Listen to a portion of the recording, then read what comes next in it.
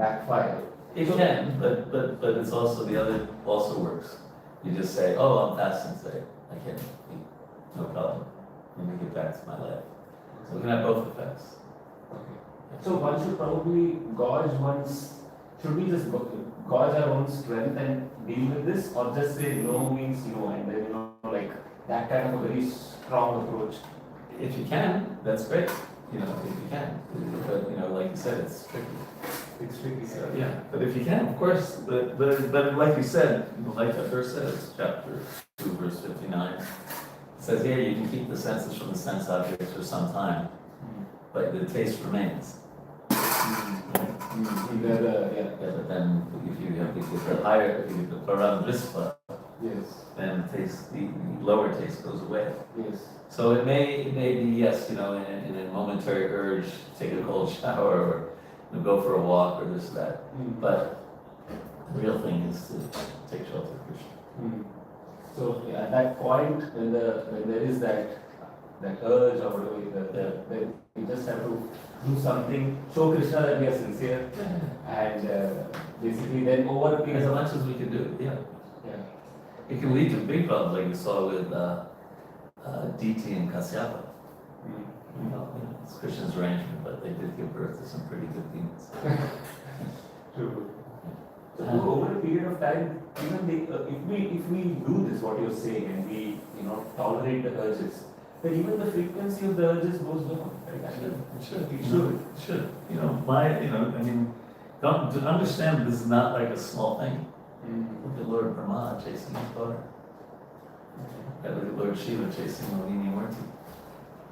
Look at Biblamango Thakur from Chintamani. Yeah. Right? So it's not like, and look at who they are, the head of our Sampradaya, Guna Avatar, pure, becoming a pure devotee. So I always wonder, like in India at least, I think it's in the US also, our parents and grandparents and all of them, they didn't even bother about all these things. They were this was not on their minds that they have to stop it and only just, I see that it anyway gets kind of like a papers off. So sometimes I wonder in Iskcon, are we making too much a deal of all this? Maybe, also they didn't have, Before phones and internet and things like that, and all these other distractions. Yes. So there's often multiple factors involved. But yes, you can sometimes make, I think you're a good point, We're overthinking it. Overthinking, yeah. Well, that's why we should, it doesn't say we should meditate on four regular principles, it says we should meditate on Krishna. Yes. Very good. So typically Iskcon lecture will be like, one plus means, the only thing generally I've heard is, in fact I recently heard a sannyasi who said that, look, in Grihastha life, if we have anyway stopped in physical relationship, we're already a Vanaprastha. That is the proof of Vanaprastha. So I was thinking, why is that a proof of Vanaprastha? Okay, that's one of the things, but real proof of Vanaprastha. It's not all about sex. Yeah. So it seems like that when sannyasis or especially the renunciates. Sannyasis never been, if they haven't been in Grihastha, they don't know what's going on. At least by experience. Yeah. So are we maybe, I don't know, like my feeling is because I've seen my own god brothers, many of them who became brahmacharis, almost all of them are now brahmacharis, 20 years back. Right. I'm not saying that because of in Chopati? In Pune. Almost everybody. Not Radhisham. No, except you. Toshanima is younger. You can clearly see, like when you look at them, you know. Balakrishna guy, right? Govinda. So like some people that this person is just he will be a brahmachari in the sense like that nature is there. But then when you see all these other cases and then you see that okay, still they managed to get married at 45 and then have a family and everything, which was not easy. But then many of them have grudges. Yeah, that probably wasn't so wise to wait that long. Yeah. What happened to me was I was a brahmachari 10, 11 years. And then I became Jayadvaita Maharaj's servant for a year and traveled with him. And I could see that he was naturally renounced. He didn't have to, there was no effort. It was just his svabhav. It was just his nature. And I saw that that wasn't me. I wasn't on that level. And that's when I decided to get married. And to being with him.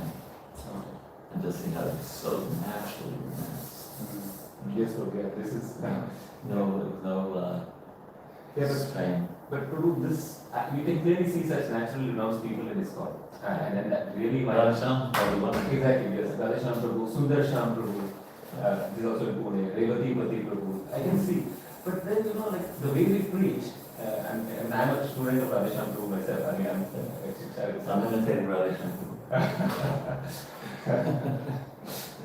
So the general mood was when we were growing up, default became similar to what it was in Prabhupada's times. Be a brahmachari. Grihastha is a waste of time, it's a waste of your life. But eventually everybody, 99% of us are at this side. Yeah, with a lot in Japa also, a few years ago, all this stuff. When Govinda put on white. What's going on? Yeah. So it seems like we are kind of unnecessarily overdoing it, and then people anyway take that long route and they have grudges because then they feel Iskcon isn't supporting me, they used me and just. Yeah, be careful. I don't think that's what Swami's movie. Just stick it out. It's the very last moment. Yes. I never really wanted to get married because I was trained in that way, before from my teenage. But at one point I understood, although I had a very strong component there, which could have helped me to go on for a few years, but there was also this component which was quite strong. So at some point I was yeah, so maybe there should be, it's tricky because, like you said, people who can be brahmacharis their whole life, we want to encourage them. Naturally, there's no reason for them to be married. Chaitanya Shran should be married. Right? And at the same time, we want to also have, make it sane for people who have a brahmacharya for some time and then can't, then they can't do it. Well, then they leave the brahmacharya ashram and be married. We don't want them to feel super guilty, what a waste of time, and then that sometimes affects our attitude towards our wife. Yeah, exactly. Towards our children. I have a good example of that. I had very strong attitude problems when I first got married because of all this 7th canto Bhagavatam, and my wife was also a devotee, but she said, this is not the way to live. I mean, there's something wrong with your training. Yeah, so how to do that. I'm sure some people have figured it out, but not me. Do you need to go that long route to tell them we are brahmachari, and then if they can't, then they change? Well, in the West, what they sometimes do for brahmacharis, they say, renew your vows every 2 or 3 years. Vows. In other words, consider after 2 years, again, think of which ashram you're comfortable with. Oh, you're still okay, so do it another 3 years. And then it's different intervals. But doesn't that normalize changing saffron, which is not an ideal thing, right? I mean, it's almost like saying you can take saffron and every 2 years you can decide whether you want to be in saffron or not. Yeah, well, that is another tricky thing. You see, when we joined, first day I joined the temple, I was in saffron. Okay. Everyone, all over Iskcon. It was never like, I think Radha Swami kind of changed it for a nice reason. Yes. That saffron was meaningful. Because before it didn't mean zip. Bhakta Bill, who a week later was wearing saffron. Everyone. So which makes us lose credibility among at least in India. Well, in India, not anywhere else. Nobody knows the difference. Saffron, white, yellow, blue, purple. They couldn't care less. But in India, it means something. Yeah, it's just like the word Bhakti Shastri. Yes. In parts of India, Bhakti Shastri means you know a lot. But in Iskcon, it's like, Bhagavad Gita, Ishopanishad, Nectar Devotion. Right? And maybe you've been in the movement 3 years and you get your Bhakti Shastri. Yeah. So, but Bhakti Shastri is like, right? In certain places. Yeah. Shastri. Yes. Is a True. Yeah. So yes, saffron means something. Maybe we tend to be a little, because we always say, okay, take the essence of everything. So in that name of taking essence, we are denigrating some of the traditions, like saffron, for example. I mean, we tend to say, oh, that's what I fear. It's become normal now. So normal for me as a Iskcon to see saffron people changing to white. It's almost like. Yeah, I mean, it's okay. It turns to Shastra that a brahmacharya becomes a. It is, yeah. Why are you not wearing saffron? Saffron? I'm just joking. Yeah.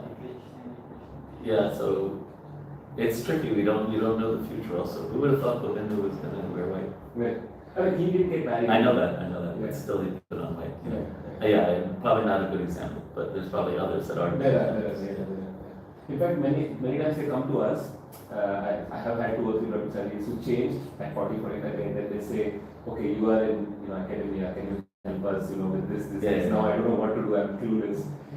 So in that sense, when we see all these things, and then we think, was there a need of all this? Now the person. We're also a young movement, Yeah. and we're still trying to figure these things out. I mean, how long has this kind of been around? 50, 60 years. It's nothing. If you think about Catholic Church, 2,000 years. So we're still trying to work this out. Right. Yeah. But if brahmachari should wear, is there anything wrong with him wearing saffron and going on to white? Yeah. That's a good question. Most of my close friends are my generation, so Radha Gopinath, Gauranga, Sana Kumar, even a little younger is Bihari. And my closest friend is Shamananda. Okay. But those are all, pretty paka brahmacharis. Yeah. You also eat like with Radhesham too. Radhesham? Yeah, Vraj. I don't know him as well because I spend more time in Japa. Right. We have a good relationship. Yeah. That's kind of similar generation, although they're all a little younger than me. But now this stage, even his style used to be very like brahmachari kind of thing. Radhi Sham, oh my God. Yeah. I remember one time, they used to have the Pune Festival. Yeah, Pune Yatra. Pune Yatra. Yeah. At Krishna Chandra's house in those days. Yes. So one time I was serving prasadam, and I was serving kulfi. And so the Chopari brahmacharis took it, but the Pune brahmacharis was like, no, I can't take Radha Sham. They see me taking it. It was like, oh my God. Yeah. But you're saying he's changed a little? Yeah, over time, I think he has. I guess many people mellow down. He's one of the few people I would say who is still very. Still as he was. A little bit of changes there, but still he's quite. Focused on. Yeah. If possible, like just remain a brahmachari, try it out, kind of thing. But I see, like for example, my friend Shamananda, he's just so naturally a brahmachari. Right. Radha Gopinath, Yeah. very naturally. Exactly. Sana Kumar, no, not like there's no effort, but it's just it's part of their karma in this life. Yes. And then Gauranga's just on a different level. He has 9 secretaries or something like that. I mean, he's a very interesting person. He gets so much done, and he doesn't have a smartphone. He doesn't want to get distracted, but he has 9 people who have smartphones. Yeah. I think it's, GEDs because of him. Yes. And that's only one project. He's like, when Shamananda, he translated all of Prabhupada's books into Marathi. Yes. You spent a lot of time in Japa too? I did it one time, a little less now, but I did. When we were buying the land in Govardhan, we bought the land in conjunction with Chopati. So I was working with Sana Kumar a lot. Yeah, earlier, when my wife got initiated, my wife was initiated twice before when they fell down. Oh. And so it was actually really sweet. So on the last day of Kartik, Radhanath Swami called my wife and just said, come to Govardhan and bring a set of beads, I'll initiate you. So he just one person. Oh. In front of Giriraj. He initiated her. So just like in Govardhan, only Mataji and the beads. Yeah, Mataji, and myself and my son, and my wife. I love it. That was nice. But then she had to sit in the fire yoga, so then we went to Chopati. And he really embarrassed her because he waited. It was like 500 initiations, okay? Because she was the second to last one. The last one was the devotee who was dying. But then, because she's been a devotee so many years, right? She's been a devotee 35 years when she got initiated. So he was glorifying her and she's just sitting there.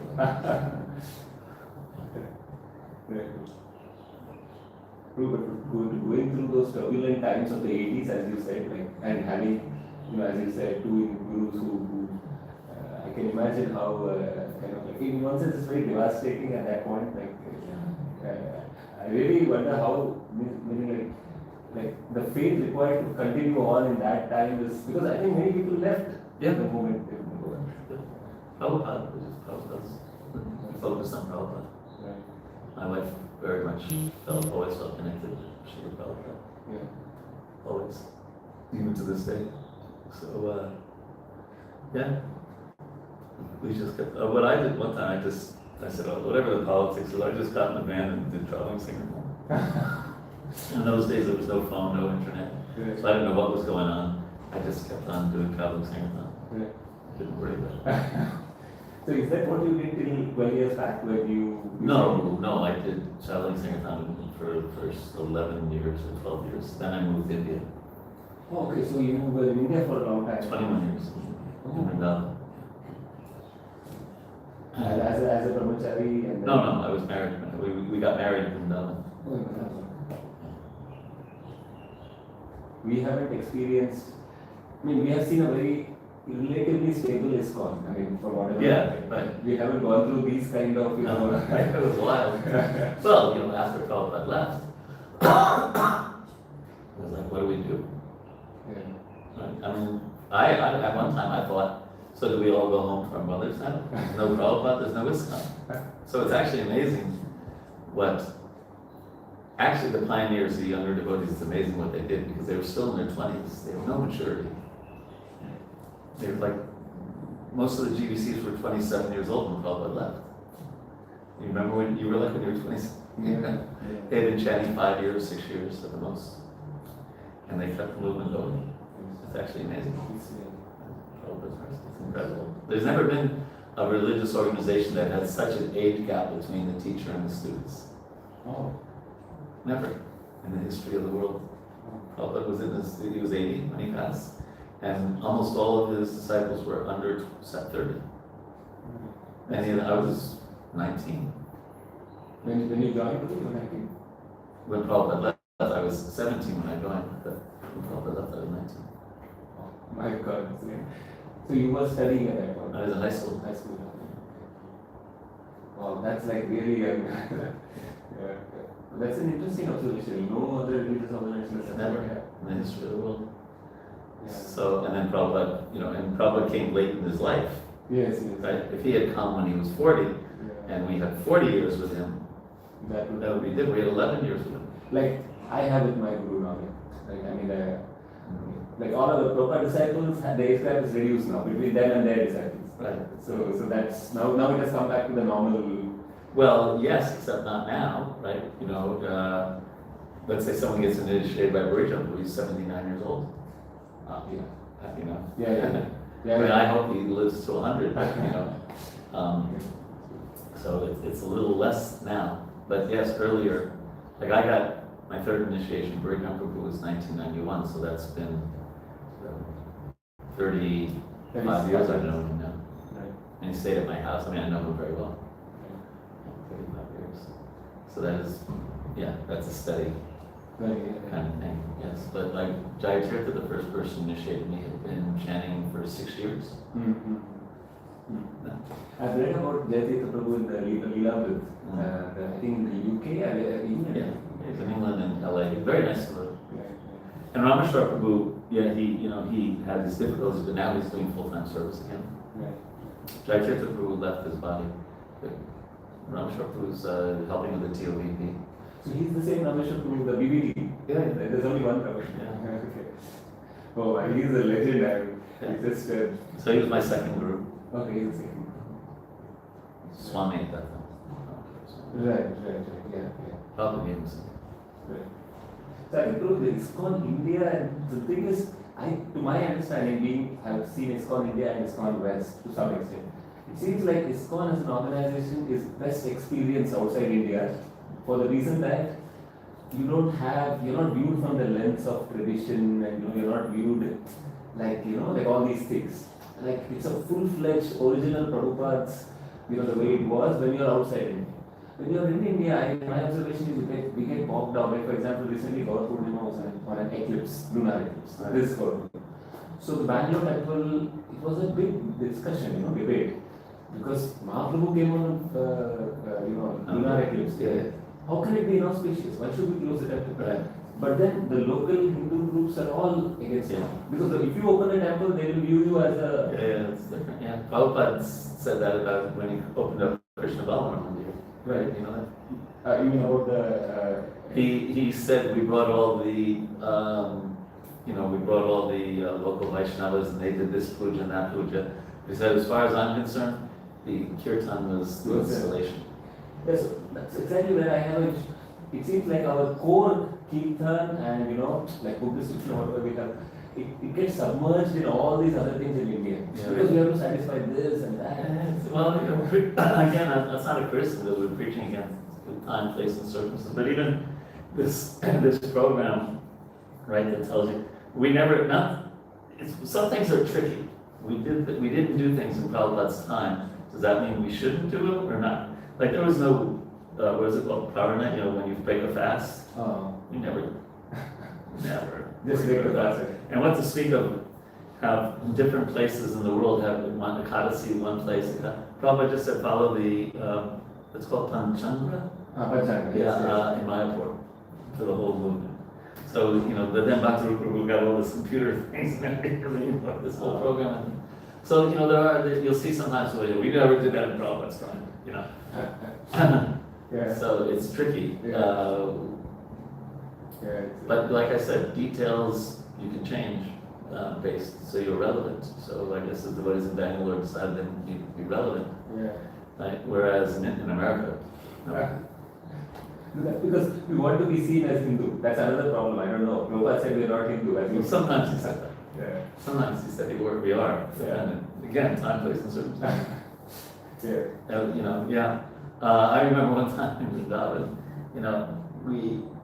everyone was following Diwali on one day. Everyone in Vrindavan, and we following the computer program on it. And they was like, why do you have your candles out on the wrong day? They couldn't, or Janmashtami. Yeah. Janmashtami. My son was born on Janmashtami. That everyone in Vrindavan was, but it was actually the day before Janmashtami. As per our calendar. But it was really hard to get to the hospital. He was born in Vrindavan. To get to the hospital because it was so heavy traffic, even back then in 1991 on Janmashtami. So yeah, it can be tricky. One funny one, just a funny one, is New York Rath Yatra. So when Prabhupada, the devotees didn't know these things, right, in 1976, so they didn't have the right sequence. I think it's Balaram's first, right, then Subhadra, then Jagannath, right, in the Puri. But they had Jagannath first. Okay? They didn't know. And this was in Prabhupada time. yeah, but the thing is, Prabhupada also joined halfway through the parade. He wasn't there at the beginning. So then, a good friend of mine actually, was a really tough New Yorker, and he's been in charge of Rath Yatra ever since. So there's one temple president who's Orion. He came up and said, Prabhu, this is wrong. And so my friend with this heavy New York accent said, Prabhu, it was good enough for Prabhupada, it's good enough for us. Get out of here. So should we fix that? Or does Krishna's Baba Grahi Janardhan? Yes. Is the essence of our devotional sentiments. I've experienced both, Prabhu, and actually you have it all Prabhu. I feel that when I'm in Singapore, I just forget all that, whatever, like these rules and regulations. And then, like, for example, and here I feel like I just give my heart much more than I can in India, because in India you're always like thinking this rule and that rule and this. Every, like, somehow then, like we have some temples where you have to wash your feet before entering in India. All over Iskcon temples, of course, which is good. Same with this temple here. Yeah. Whereas here, we just walk in with whatever it's state of, So I feel like here we're able to give, at least for me, like just give your heart, come to the point very quickly. Yeah, well, we're not the International Society for Rules and Regulations. The International Society for Krishna Consciousness. Yeah. But, the Jewish faith is you show your love for God by following all the little rules. It's the way you show your love. Mm. So it's interesting like that. So yeah, it's different. And Prabhupada also says details are a sign of love. Because Prabhupada says details are a sign of love. I don't remember that, but Okay, I heard that. maybe whatever he's like. So yeah, it's we don't have too many rules at Govardhan. Because first of all, Govardhan is there 24/7, and we don't have deities at the retreat center because we have the biggest deity in the world, Viraj. It's just 2-minute walk away. So we decided we decided if you start having pujaris and cooks and offerings, it takes away from the focus of the project. The focus of the project is the retreat center. And just hearing and chanting about Krishna. So that was, So I remember when we had the opening, when Brahmacharya was freaking out. There's no deities, this is not Iskcon, this is totally bogus. We have Viraj, the biggest deity in Iskcon. We have the biggest deity in all of Iskcon.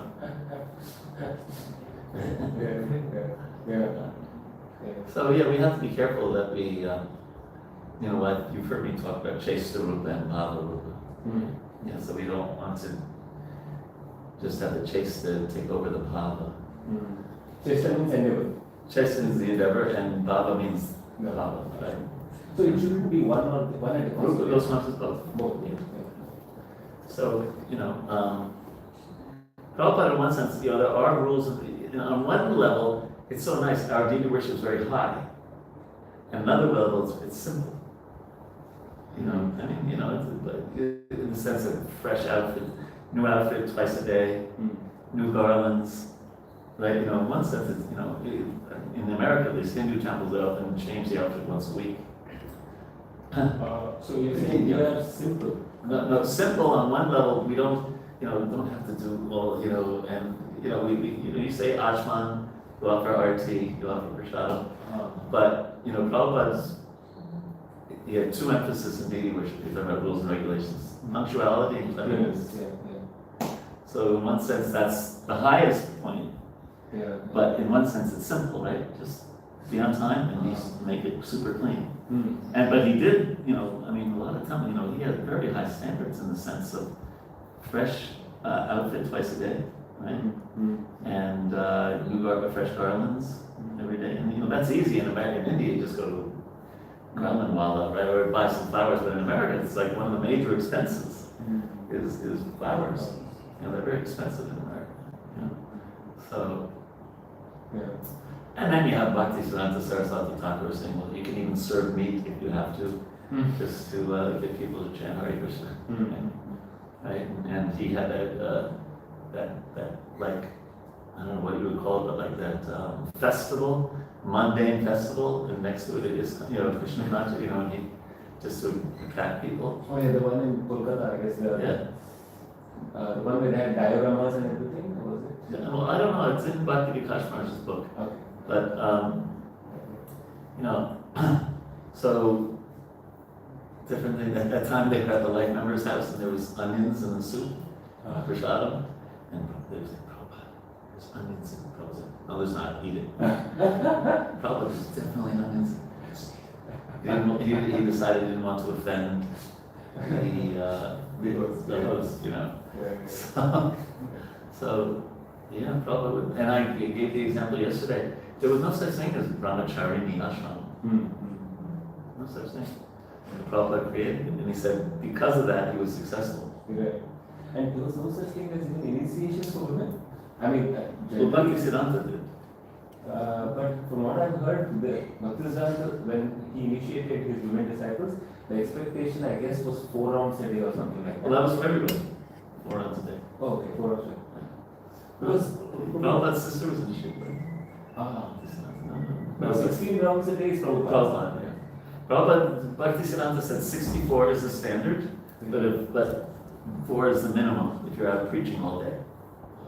So he was not like, Prabhupada just decided the best thing for actually I think I've learned a lot from Singapore. Singapore is only 6 million people, right? And it's a very small area. Yes. So you can control things. a large extent, right? And to try to do what Singapore does in India, could you imagine? 1.4 billion people and a landmass that's huge, right? So Iskcon's a little bit like India in that sense, or America, you know, or Russia or anything like that, right? You can't just control everything because it's so different in South America and you know, I used to joke Bangalore and Berkeley are like two different universes. Berkeley's the most liberal place in America. Yeah. You know, we used to call it Berserkly. You know, and you know, and so it's vastly different. And you try to do one standard for everyone. Yeah. It's very hard. Yeah, Singapore can do it. It's 6 million people. Yeah, and plus generally the Chinese tend to be unidimensional in their, Yeah. you know, they can just follow. They will follow. I was on a work call the other day. There was a woman from France, and I told her about, you know, all the rules and you can't jaywalk. Yeah. And she said, "Oh, the French people would die here. we don't follow any authorities. Yes. We're anti-authority." True. So it is different in different places. And then, you know, and you get somebody who's like in the early days of this kind, Yeah. and or had a lot of association with all that, Yeah. and they would just have a problem to that problem. You know, they would, Yeah. you know. But sorry, I know I'm delaying the Chinese. I have a chance. Just one last thing. On the women point, Bhaktisiddhanta Saraswati did not expect, 16 rounds. Now 16 rounds, that way if you see, it's a high standard in the sense, for a working person. Baba started at 64. Yeah, I know. But we were having a discussion recently that, many women in Iskcon, like post-marriage, post-children, or even afterwards, 16 rounds is a big ask for them. Even after initiation, they find it, they find it quite hard, and some of them have these clickers and they just keep, somehow they manage. Click it, Yeah, 16,028 times. Yeah, they just do it. And then they're satisfied that I promised my guru and I'm doing it. So we were thinking it seems like we have made it, okay, it's a norm in this one, yes. But also initiation has become a social prestige now. Yeah, well, that's not good. It has, unfortunately. I mean, I'm just Not everywhere, by the way. Not everywhere. But Maybe in Pune, No, maybe but in India. Yeah, maybe in India, because as far as I see in India, what happens, like my own wife, she's like, look, I'm waiting for 16 years, and I know maybe like there are two ways to think. I'm not yet ready, and I keep delaying it, or I say no, Guru's mercy is coming.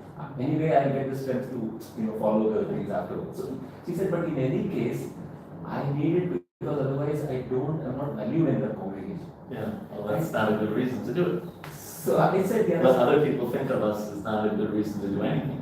She said, it's not even thinking. She said, I don't even get a service. I can't do a service without being initiated. I said, that's not the reason. Are you ready? She said, she's been a nice devotee. It's not like she hasn't. Is that true? That's an open service? It's true. Really? Yeah, like in Pune, in Banglore, you can't do, for example, heart seva you can do, garments.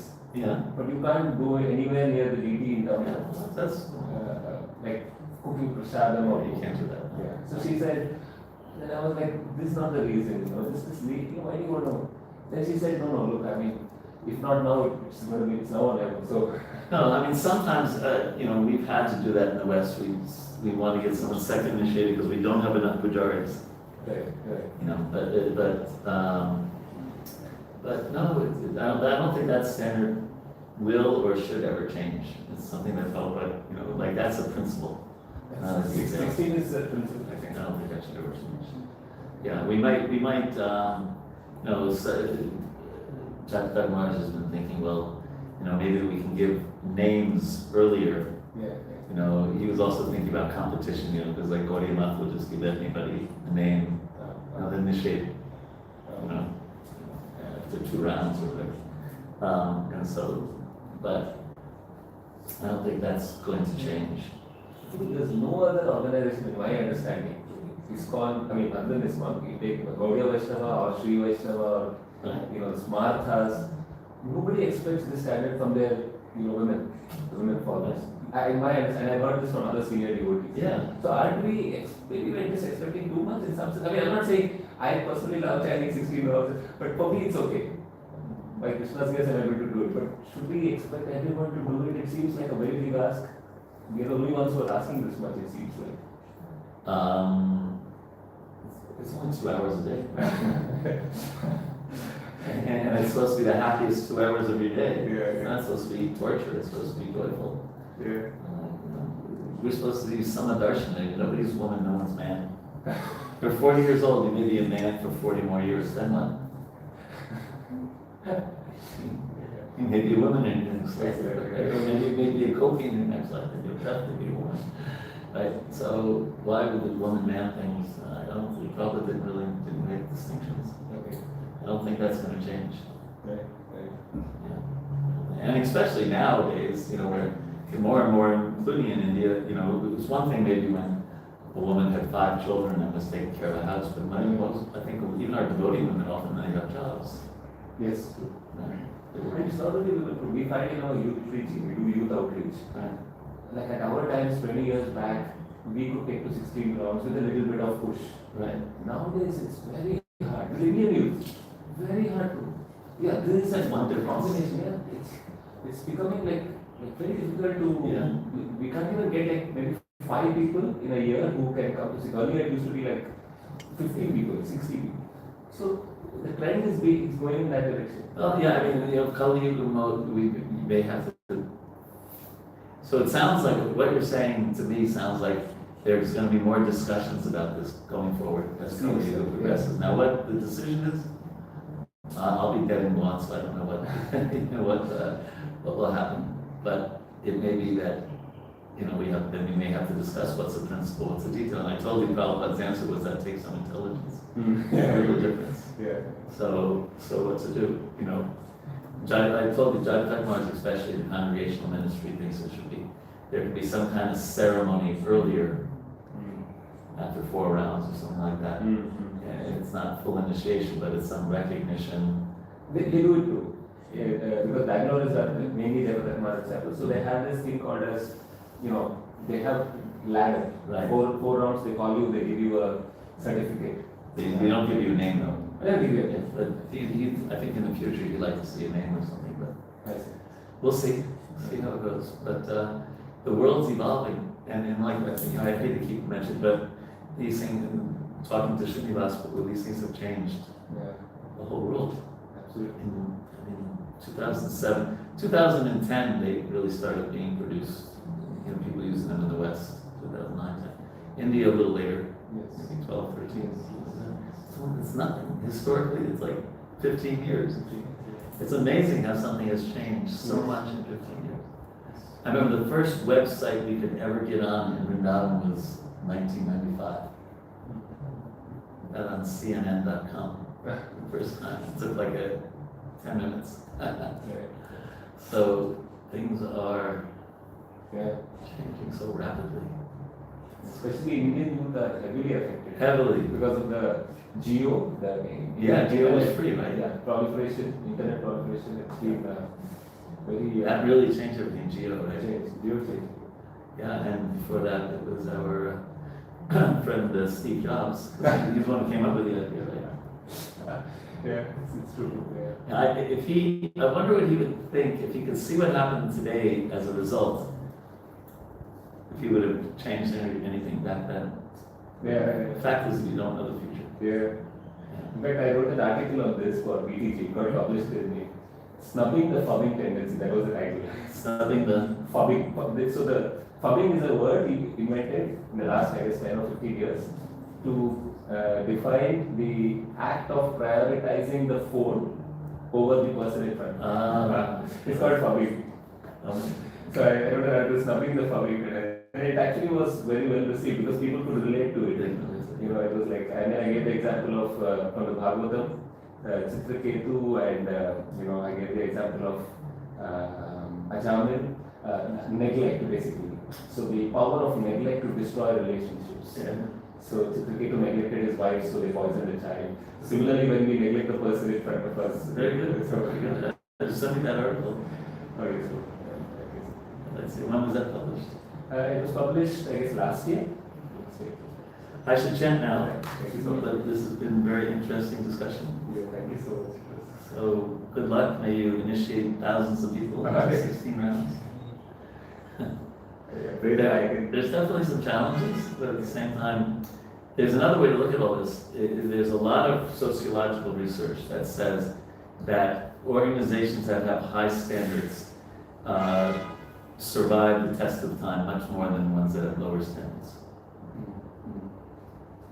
And the fact that they give the practitioner challenges is good. Instead of just like they complacent, okay, 2 rounds, but that there's always a stretch. You know, the comfort zone, the stretch zone, and the stress zone. So hopefully we put devotees in the stretch zone, not the stress zone, but the stretch zone. Yes, yes. That would be, that's the middle path, so that's not easy. Yeah. The middle path is where Krishna is, I mean, Yeah. and it's hard to. My son preaches a lot to people who were born devotees and they're 16 to 30 years old. You know, and a few things he says is, first of all, don't rush initiation. Get initiated when you really think you can follow the principles. He didn't. He got initiated when he was 32. He was born in Vrindavan, but you know, he waited until he thought he could. You said his Guru Maharaj is in America. Vridha Maharaj. Vridha. Vridha. Vridha Dvaja. Very nice. Very nice. Prabhu is Yeah. Very nice. Very, very nice. And the other thing he did recently, they have these sanghas, 200-300 kids come together, all of that age. And they were studying the pictures on the altar from Jagannath Das Babaji to Prabhupada. And he was making the point that, you know, some people want like a guru who has lots of disciples or something like that, or they want to make more people, they want like a new person, oh, you should take initiation from my guru. But you know, the point he made, he said, was Jagannath Das Babaji or Gaur-Kishore Das Babaji any worse gurus than Bhaktivinoda Thakur and Bhaktisiddhanta? You know, Bhaktivinoda Thakur, they have many, many disciples. Gaur-Kishore and Babaji, they had very few, whereas one, you know, was one better than the other? So don't choose a guru just by his popularity. And don't try to influence others to take. Yeah, let Krishna inspire who they are. We have become very liberal now. Iskcon nowadays, like we have become very.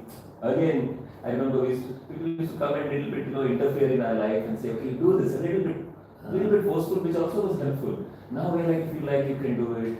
If you like, you can chat. So then people remain lukewarm all the time. So I think there's a value also to pushing someone. Definitely. I didn't say that. Yeah, but definitely pushing them to Krishna, not necessarily to this guru or that guru. Yeah. I mean, overall, what I'm saying, the trend has become like, you know, being, I think, a bit oversensitive. Always swing the pendulum. Yeah. All organizations do that. Yeah. Sometimes a person needs to be pushed. That is Do you also- know polarity management? No. You don't know polarity management? 50% of your life is wasted. Yeah. Managing extremes thing. Yeah, so for example, do you have a piece of paper and a pen? I do. This and then I have to go. You can study it also. That's a small piece of paper, but I'll be able to. Yeah, then you have that. So polarities, some things are not problems to be solved, but polarities to be managed. Okay, so for example,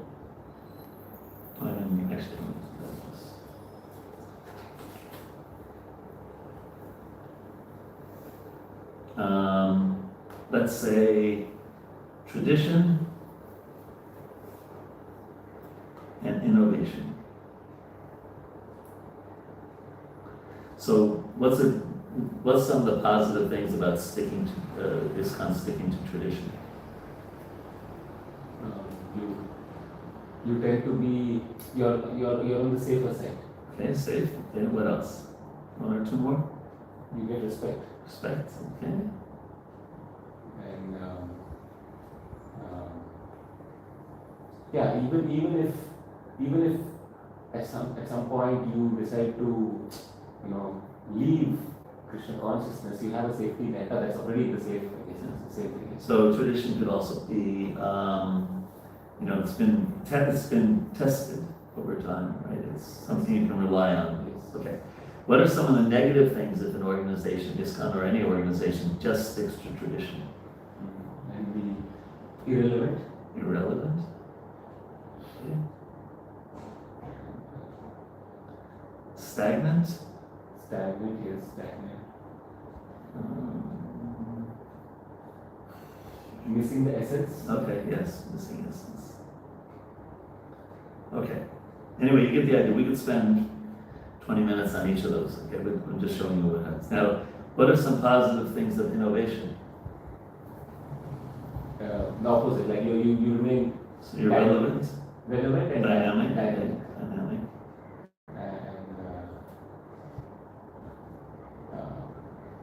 And That's good enough. yeah. Just, and what are some negative things about innovation?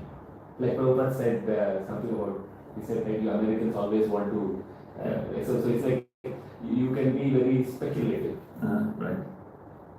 Uh, What else? and yeah, I mean, yeah, you always want to change things. Right, always changing, okay. Anyway, you get the idea. And again, we would, if I was doing the whole exercise with this, imagine, 20 people in a room and you have this little chart. And you're doing that, okay, so you have a list of, let's say, 10 for each of those.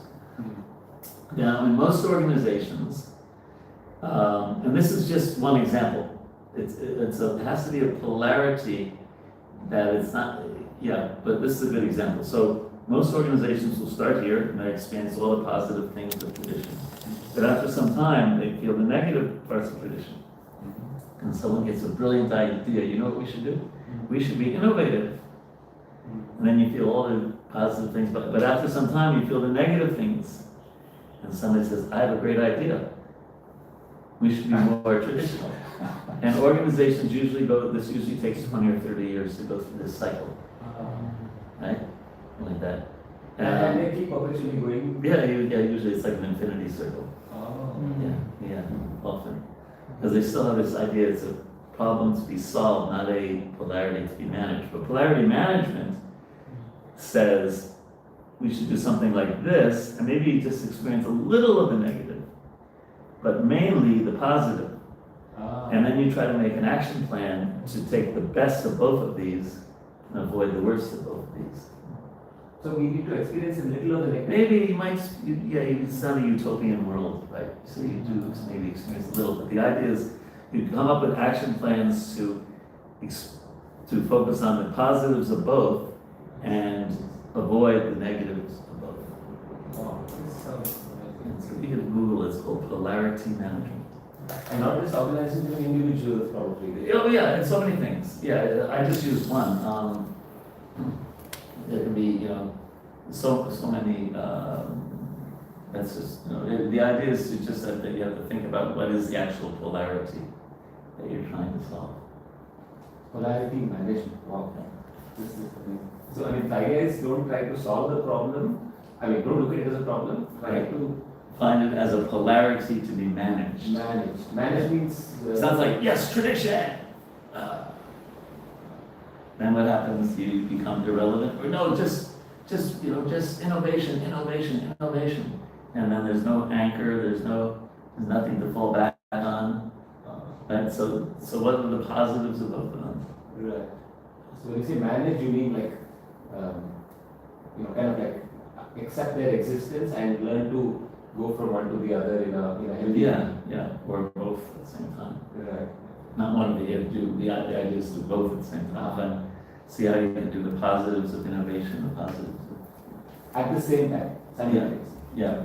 Let me see. Hey Siri, what are examples of polarities in polarity management?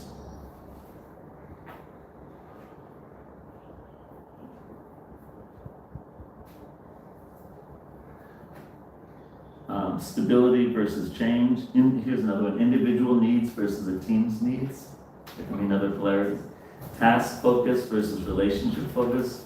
Centralization versus decentralization. Short-term results, long-term goals. work and personal life, planning versus action, structure versus flexibility. So it could be many things. That's many.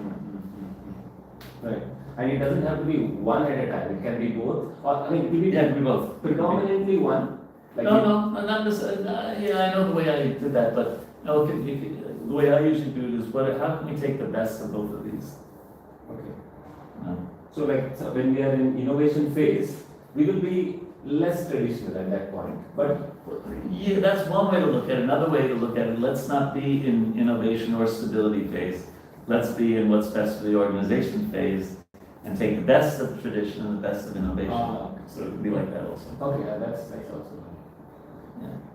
But generally, it will be like the CEO or the leaders will have a particular emphasis. They want to also stand out for something. Yeah, So they will tend to emphasize on. that's selfish instead of, yeah. And I have it when I talk to a new CEO or talk to a new leader, I say, don't do anything for 6 months. I know your ego wants you to, like show, but just talk to people, listen, learn, and develop relationships. Well, that's where I am the director, every director wants to. Yeah, they want to make their mark. Everyone does it. They do things which affect the future generation. Like they start a new undergraduate It's program. humble. Yeah. And it's really dumb. It's all about ego. Trump has done that, more than anyone, right, in the history of the world, practically. Okay, I gotta chat. Hare Krishna. Thank you, Go for a thank you. walk. I only have Sorry to I took a lot of your time. Sorry. 3,700 steps. After you told me about Vishwanath Chakravarti Thakur today, I am now more convinced that I should walk every day. Yes. I never knew that our acharyas spoke about Yeah, walking. you did, yeah. First, Yeah. first. You have the book Surrender Unto Me? Yes. You know this book? Yeah. Yeah. It's Yeah, so it's right there, chapter 6.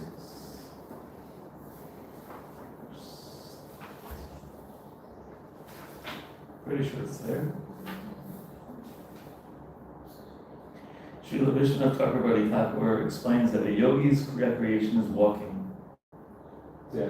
And Srila Baladev Vidyabhusana mentions that the yogi should restrict his speaking. By controlling all these activities, the yogi remains free from desires and strong in meditation. Yeah.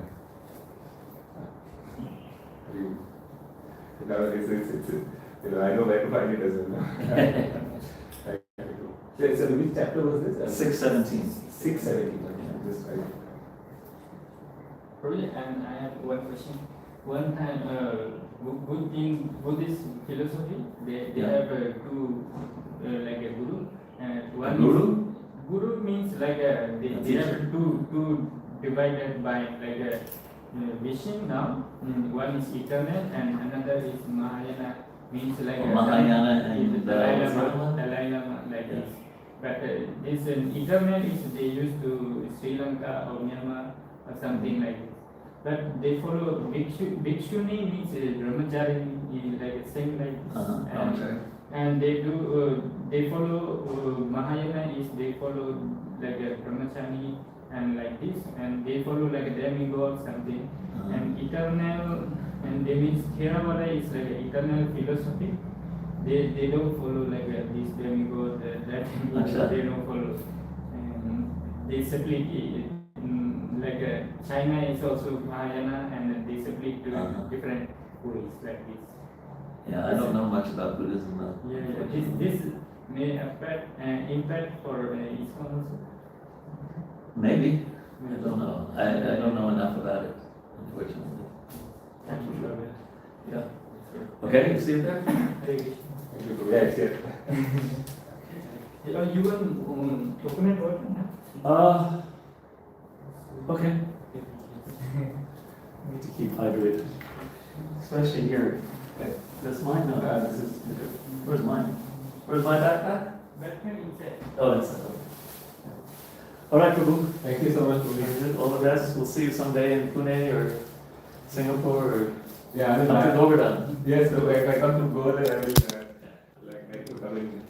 I'm sure there must be classes, or I mean, like